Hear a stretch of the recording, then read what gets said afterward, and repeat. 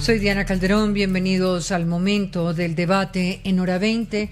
Hoy un programa especial, un programa a propósito de la edición número 14 del Festival Gabo, que se celebra desde hoy prácticamente en Bogotá. Mañana específicamente vamos a hablar de periodismo, de los desafíos que se enfrenta, de lo que implica la inteligencia artificial, pero también de la seguridad para los periodistas, la sostenibilidad financiera de medios de comunicación. Vamos a analizar junto a periodistas de la región que me acompañan lo que demandan las audiencias y el rol que ejerce hoy el periodismo en la sociedad.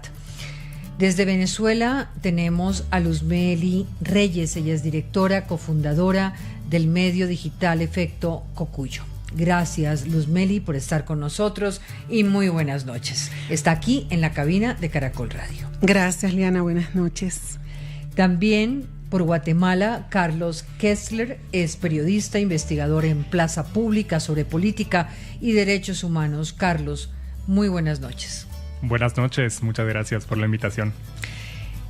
Alexandra Yupanqui es de Perú, creadora de contenido, activista andina, cofundadora y directora editorial de Sapiens. Bienvenida. Gusto. Gracias por la invitación.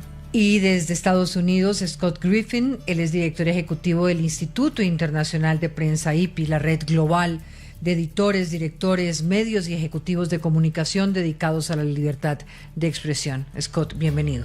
Buenas noches, muchas gracias. Y vamos a tener en segundos entrevista con Jaime Abello, la persona que dirige este festival Gabo y quien pues prácticamente se ha tomado los escenarios de Bogotá para llevar muchísimas charlas, ya lo van a ver. Y esto bajo un lema. El lema es: aquí estamos, aquí contamos. Y así llega la edición número 14, un escenario que cuenta con 250 invitados de 37 países. Busca cruzar las fronteras de la ciudad y llegar a más espacios de los tradicionales. Esta edición quiere entender cómo el periodismo es un acto de resistencia y de resiliencia en medio de los escenarios de polarización y deterioro del debate público. En esta oportunidad en la que el diálogo se abre alrededor del periodismo, aparecen temas como la seguridad de los periodistas, que según Reporteros Sin Fronteras ha tenido un deterioro ante las restricciones del trabajo al periodista y límites al acceso a la información. Y les doy un dato. En el mundo, 79 periodistas han sido asesinados desde 2025. También aparecen temas como la confianza en los medios. Según el barómetro de la confianza, el 54% confía en medios. En otra medición de la OCDE, el 42% para el caso de América Latina. En Estados Unidos es del 28% según Gallup. Y esa confianza contrasta con el comportamiento de las audiencias y el consumo de medios. Según Digital News Report, el 54% se informa a través de redes sociales.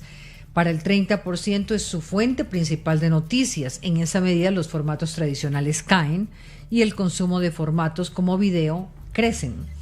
Y por otro lado está la financiación de medios, la cual cada vez es más difícil. Aumentan recortes en filantropía y fundaciones, mientras que el pago por noticias se estanca y cae en países como Estados Unidos.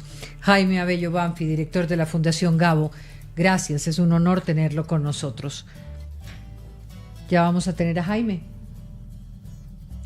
Entre tanto, voy a hablar un poquito con nuestros invitados del panel para que cada uno de ustedes, y luego voy con preguntas muy concretas, pero si les preguntara cuál es ese estado del periodismo en América Latina y en Estados Unidos, desde la mirada de cada país, ¿hasta qué punto el periodismo sigue siendo influyente en la toma de decisiones y en la formación, en la información que le llega a los ciudadanos? Y esta es una pregunta que hago porque a veces sentimos que hacemos este trabajo con el mayor de los rigores, con el mayor de las emociones cada vez que nos sentamos frente a un micrófono, frente a la pantalla de nuestros computadores, pero ¿somos realmente relevantes para esos ciudadanos y para esas audiencias?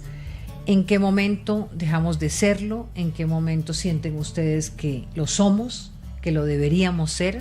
¿O cómo recuperar esa relevancia también? ¿Quién quiere empezar? No sé, voy a empezar yo. Claro que sí, Luzmeli.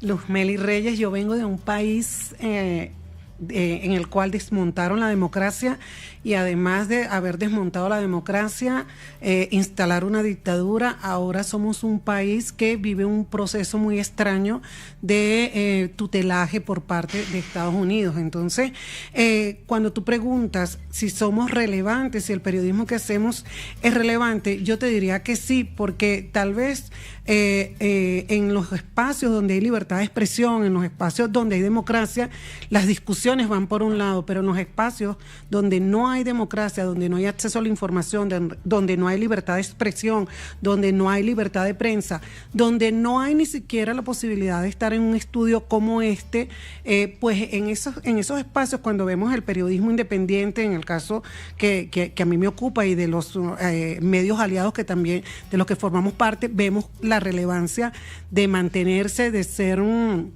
resiliente y de establecer estrategias de resistencia. Y un ejemplo ya para cerrar esta parte, fíjate lo que pasó con el doble sismo que hubo en Venezuela.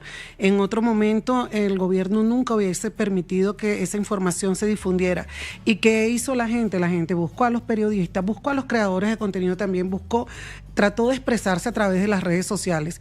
Pero si no hubiese habido allí periodistas profesionales que transmitieran, que informaran, que dijeran lo que estaba pasando, pues a lo mejor no se hubiese sabido que esas primeras 48 horas el Estado venezolano no actuó con la debida diligencia.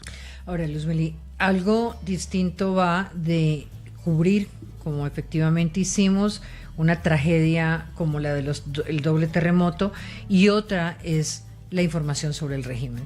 Y ahí es donde le preguntaría hoy, luego, por ejemplo, del ingreso de los Estados Unidos a Venezuela, de la extracción de Nicolás Maduro, la información en Venezuela, el acceso a la información en Venezuela, ¿ha mejorado o se mantiene todavía la imposibilidad de informar libremente? El acceso a la información sigue restringido porque, por ejemplo, el Estado y el gobierno no dan respuestas sobre asuntos que le conciernen y que le conciernen a los ciudadanos. Es decir, todavía no se sabe en Venezuela, por ejemplo, cuántos desaparecidos ha habido por este doblete sísmico, ni tampoco se sabe dónde están los 13 billones de dólares que se han producido a raíz de la intervención de Estados Unidos en la producción petrolera.